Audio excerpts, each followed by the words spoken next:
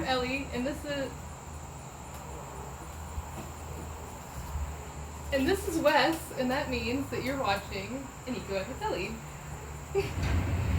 In this lesson, we are going to be highlighting the biodiversity that can be found in the longleaf pine savanna. Biodiversity means the number of organisms or living things that are living in one ecosystem. In Disturbance, What Happens Next, we explored how natural events like fires can change a landscape. As a fire moves along the ground, it does not burn every spot evenly, which will affect the plants living there in different ways. Some will die, some will have burned leaves and branches, and some will hardly be affected. This controls some plants, allows others to move in, and encourages new growth on the ones who survive. These types of changes can create a lot of variety in an ecosystem. For the longleaf pine savanna specifically, this allows a ton of different types of plants to occupy the same very small space. It has been recorded through different studies that you could find up to 40 different species of plants in 1 square meter of the ground. That's crazy. Okay, that's cool and all, but for all of you who don't get as jazzed about plants as I do, how does that impact the rest of the ecosystem? How does living in an area with a whole bunch of different plants impact the animals that live there? To answer this, we are going to conduct another experiment. For this activity, we're going to focus on the little creepy crawlies of an ecosystem, the insects. Plants provide animals with food, shelter, and safety, and the wild world of insects is a perfect place to explore this idea. Being on the smaller side, insects live between and even within different plant species. Some are harmful pests, others are helpful pollinators, but they all play some part in keeping the ecosystem balanced.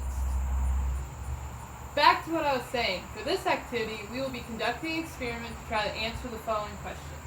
How does the diversity of plants of an ecosystem impact the diversity of insects? To do this activity, we're going to need a few things. Paper for drawing, a pencil or something to draw with, scissors, a clock or something to keep time, and 2 paper bags. Grocery is great. We also need 2 pieces of food waste. I got mine from my compost, which is where I'm saving my plant food scraps to let them decompose naturally instead of sending them off as trash to the landfill. It's helping to reduce my food waste, but it's also providing soil for my plants. We are going to do 2 different all-day surveys to try to capture the insect diversity in 2 different sites. One with low plant diversity, meaning it only has 1 or 2 species of plants, and one of high plant diversity, meaning it's got a ton of different species of plants. I'm going to be using the church lawn across the street as my low plant diversity site, and the vacant lot in my backyard as my high plant diversity site. As you can tell by these videos, the 2 sites have very different amounts of plant species. We are going to be conducting a sound map survey and setting up a paper bag pitfall trap to describe the insect diversity of our 2 sites. These surveys describe an ecosystem in different ways because they rely on 2 of our senses, sight and hearing. Taking that extra time to just listen in an ecosystem can help you gather so much more information about that space. To do a sound map, take a blank piece of paper and draw an X in the middle. This X represents you. Then, for the next couple of minutes, sit as quietly as you can and try to draw everything around you that you can hear. Any sound, human-made or natural, that you hear should be added to where it is in location to you.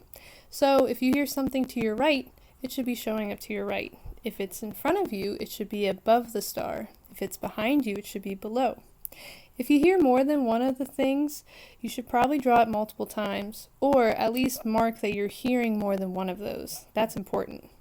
And if you're not an artist or just don't know how to draw what you're hearing, make sure to write labels for your observations so you know what they are later. These observations are going to add to whatever we find in our pitfall traps, so labeling everything and being clear as possible for your future self is a very helpful thing.